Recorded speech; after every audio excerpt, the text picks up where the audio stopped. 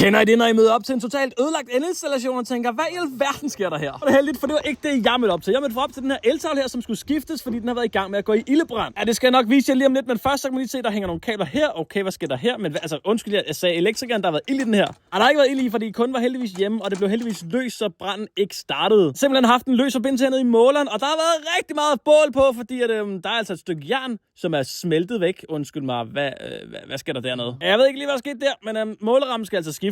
Skifte målerammen, så skal vi simpelthen have fjernet ham her, fordi han sidder jo oven på målerammen, fordi tavlen sidder nemlig på målerammen, så derfor skifter vi tavlen. Hvordan er det egentlig, man skifter sådan en tavle? Jamen, vi starter med lige at konkludere, at oh my god, der er godt nok meget kaos herinde, og så hopper vi ud og slukker for strømmen. Og sidder det kabelskab inde på en privat ejendom. Okay, ja, okay. Og så er der sådan noget beskyttelsesplastik. Jamen, det fjerner vi da bare her. No problemos. Så vi kan se, så er det altså ikke det nye forsyningsskab, der er her. Det er faktisk et rigtig gammelt et. Og når man spørger, altså, skal jeg ringe til forsyningsselskabet og sige, det ser sådan her ud, at det der er farligt? Jeg synes ikke, det ser så godt. Lad mig lige høre ned i kommentarerne.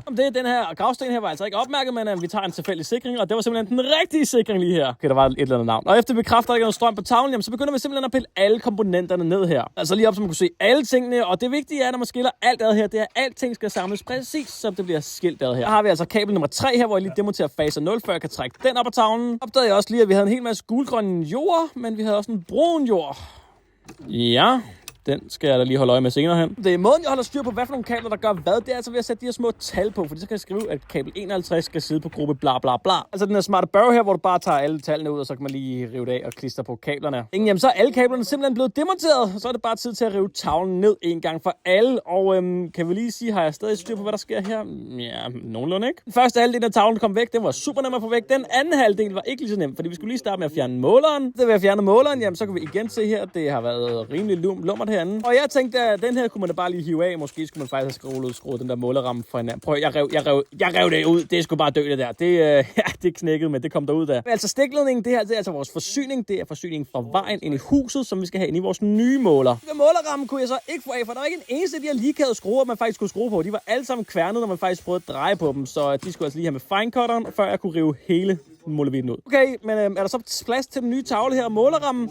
Nej, den er ikke på skabet, er ikke bredt nok, så de skal stå oven på hinanden. Var heller ikke højt nok, så jeg skulle lige fjerne regioner. Som man kan se, så var der nogle store skruer, som der også var på den anden side, som jeg skulle bruge finecutteren til at fjerne. Længe, jamen, så kunne vi simpelthen fjerne bunden af, ikke regionen, men bunden af skabet. Okay, men hvorfor er Skytte i gang med at gå planken ud op på loftet? Ja, nu skal I høre. Stikledningen er 3 cm for kort, så jeg sagde til Skytte, find den op på loftet, gør den 3 cm længere. Stikledningen, og her har vi, hvor kort den er. Den skal ind i de der klemmer der, den er for kort. Det er simpelthen løgn. Skytte arbejder på at forlænge stikledningen med 3 cm, jamen så borer jeg lige nogle huller for at sætte nogle gravplugs ind i væggen, fordi nu skal vi hænge den nye tavle op. Jeg lige en laser op, fordi så er vi sikre på, at alting sidder lige, og så tager jeg altså et ordentligt svin af et bord for at bore et ordentligt nyt hul. Jeg blev enig med Skytte og kunden om, at vi bare rykker stikledningen 3 cm eller 10 cm, fordi så bliver den nemlig meget længere. Og prøv at se her, der kommer den nye stikledning. Det er faktisk den samme stikledning, den er bare lidt længere. Kommer igennem et nyt hul her. Børn og voksne!